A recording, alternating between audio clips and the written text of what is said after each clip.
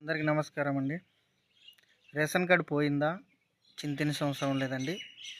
మన Andhra Pradesh civil supply department వారు మనకు డూప్లికేట్ రైస్ కార్డు బుక్ చేసుకోవడం కోసం ఒక ఆప్షన్ తీసుకొచ్చిందండి. గతంలో తీసుకొనున్న స్మార్ట్ కార్డులు ఏమైనా పొరపాటుగా పోయినా కానీ, వర్షంలో తడిసి కలర్ పోయినా కానీ మనం ఇప్పుడు డూప్లికేట్ రైస్ కార్డు బుక్ చేసుకోవచ్చండి.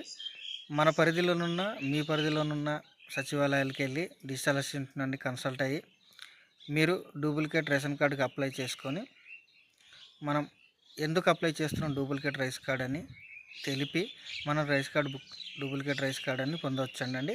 అది సచివాలయ అసిస్టెంట్ గారి దగ్గర తీసుకున్న తర్వాత అప్లికేషన్ ఇస్తారండి. అప్లికేషన్ ఇచ్చిన తర్వాత ప్రాసెస్ ఉంటుంది. ప్రాసెస్లోని మీరు బయోమెట్రిక్ అథెంటికేషన్ వేసిన తర్వాత మీరు పోస్టల్ ద్వారా మీ పోస్ట్ మ్యాన్ ద్వారా మీ పరిధిలో ఉన్న పోస్ట్ మ్యాన్ ద్వారా పోస్ట్ స్టాక్ ద్వారా వస్తుందండి పోస్ట్ కార్డు.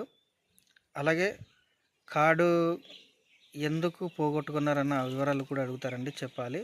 లేదంటే గతంలో రేషన్ కార్డు స్మార్ట్ రేషన్ కార్డులు ఇచ్చేటప్పుడు లేకపోయి మరలా ఎంఆర్ఓ ఆఫీస్ సబ్మిట్ చేసి ఉన్న ఈ డూప్లికేట్ రేషన్ కార్డు ద్వారా పొందవచ్చండి.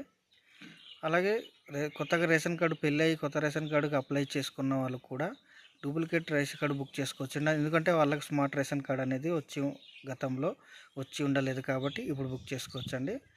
మీరు చింతించకుండా సచివాలయంలోనే వెళ్ళి ఆధార్ అథెంటికేషన్ ద్వారా 100 రూపాయల చలానా పే చేసి డూప్లికేట్ రేషన్ కార్డు పొందవచ్చండి.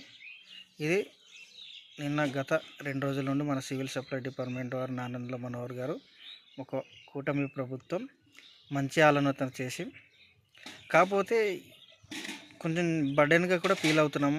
ఎందుకంటే గతంలో 24 రూపాయలు ఉండేది ఛార్జెస్, ఇప్పుడు 100 రూపీస్ అయిపోయింది. స్ప్లిట్టింగ్ రేషన్ కార్డ్ అయితే మరీగా 200 చేశారు. అది ప్రజలకు కొంచెం భారంగా అనిపిస్తుంది. ప్రభుత్వాలు దానిలో దృష్టిలో ఉంచుకొని తగ్గిస్తే బాగుంటుందేమో నా ఉద్దేశం. జై హింద్.